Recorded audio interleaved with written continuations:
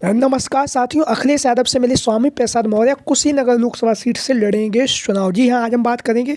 स्वामी प्रसाद मौर्य को लेकर। जिस तरह से राजनीति में गर्माहट आई हुई है, उसको लेकर आज हम अपनी इस वीडियो में बात करेंगे। तो आगे बढ़ने से पहले हम आपको बता दें कि समाजवादी पार्टी के जो राष्ट्रीय अध्यक्ष हैं अखिलेश यादव जी, लगातार लोकसभा चुनाव में अपनी मजबूती के साथ आगे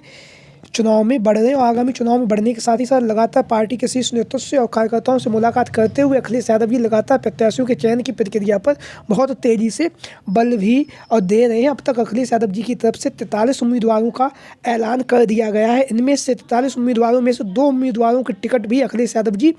बदल चुके हैं और लगातार पार्टी के नेताओं से, कार्यकर्ताओं से, सभी से बात कर रहे हैं और आगामी लोकसभा चुनाव की तैयारियों में जुटे हुए हैं समाजवादी पार्टी के राष्ट्रीय अध्यक्ष अखिलेश यादव जी। इसी के बीच में एक जो खबर जो चल के आ रही है वो ये है कि स्वामी प्रसाद मौर्य जिन्हें आप लोग जानते ही होंगे, कुछ समय पहले वह समाजवादी पार्टी के कद्दावर नेता हुआ करते थे। उन्होंने समाजवादी पार्टी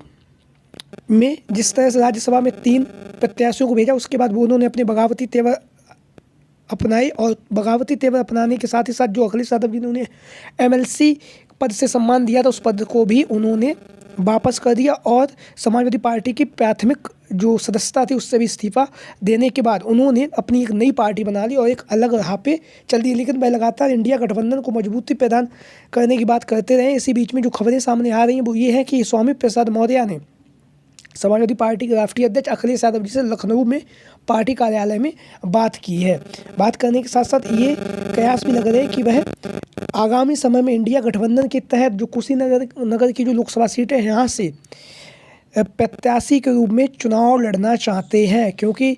जब अखिलेश यादव जी को इस बात की मीडिया के साथियों ने अखिलेश यादव जी से पूछा, तो उन्होंने मीडिया के साथियों से पूछा कि स्वामी प्रसाद मौर्य ने हमारी पार्टी से इस्तीफा दे दिया। ऐसे अखिलेश यादव जी ने वो बात का जवाब दिया जब उनसे स्वामी प्रसाद मौर्य के बारे में पूछा गया। वहीं पर स्वामी प्रसाद मौर्य से जब अखिलेश यादव जी के बारे में पूछा गया तो उन्होंने कहा कि अखिलेश यादव जी से हमारी कोई भी व्यक्तिगत कोई दुश्मनी नहीं है, अच्छे नेता हैं। इस तरह से स्वामी प्रसाद मौर्य को लेकर अब जो सियासत जो चल रही है वो ये है कि स्वामी प्रसाद मौर्य समाजवादी पार्टी में शामिल हो सकते हैं और इंडिया गठबंधन के तहत वह जो कुशीनगर की जो लोकसभा सीट है वहाँ से समाजवादी पार्टी के प्रत्याशी या फिर जो कांग्रेस के प्रत्याशी के रूप में, यानी कि इंडिया गठबंधन के रूप में वहाँ से चुनावी मैदान में उतर सकते हैं। तो हम पहले बात करेंगे कुशीनगर की लोकसभा सीट। कुशीनगर की जो लोकसभा सीट है, इसको लेकर हम आपकी जाति समीकरण इसका क्या है और किस तरह का यहाँ माहौल है और किस तरह से स्वामी प्रसाद मौर्य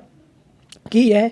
जो कर्म भूमि है कुशीनगर, उस पर स्वामी प्रसाद मौर्य के चुनावी मैदान में आने से क्या फ़ायदे होंगे वो हम आपको बता दें। तो सबसे पहले हम आपको बताएं, कुशीनगर की जो लोकसभा सीटें हैं 2008 में बन के आई थी और 2008 में जब ये बनी तो यहाँ पर 7 विधानसभाएं हैं। 7 विधानसभाओं में एक जो विधानसभा है पड़रौना विधानसभा है, जहाँ पर 2009 में उपचुनाव में बीएसपी के सिंबल पर जो स्वामी प्रसाद मौर्य हैं वो इस चुनाव में जीते और चुनाव में जीतने के बाद उन्होंने विधायकी का पद इन्हें मिला। कुशीनगर की जो लोकसभा सीट है वहाँ की जो पड़रौना विधानसभा सीट, उसके बाद 2012 की जो चुनाव है उसमें भी बीएसपी से ये जीते और 2017 में इन्होंने अपना पाला बदल कर, यानी कि बीएसपी को छोड़कर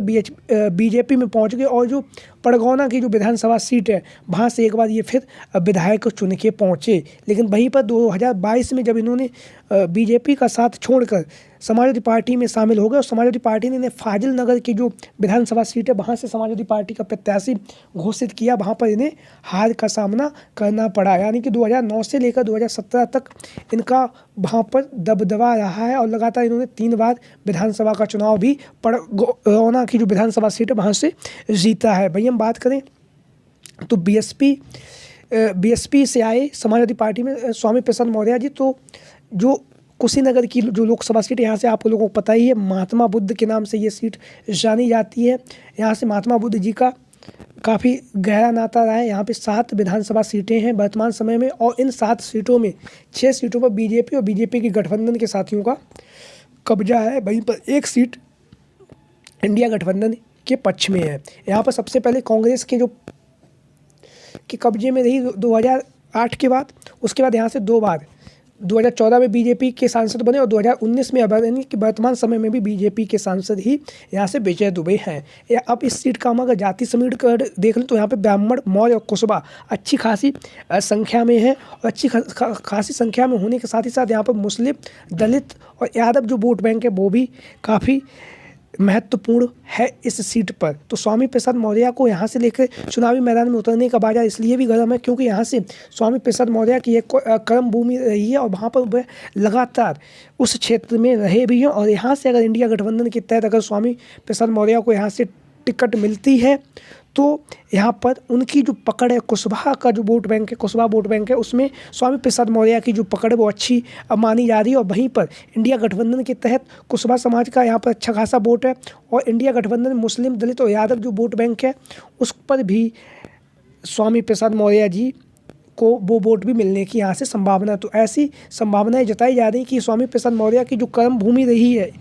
यानी कि कुशीनगर की जो लोकसभा सीट है यहाँ से स्वामी प्रसाद मौर्य जी आगामी समय में इंडिया गठबंधन के प्रत्याशी हो सकते हैं क्योंकि वह लगातार समाजवादी पार्टी से भी मिल रहे हैं, नेताओं से मिल रहे हैं और वहीं पर जो कांग्रेस के जो प्रदेश सचिव थे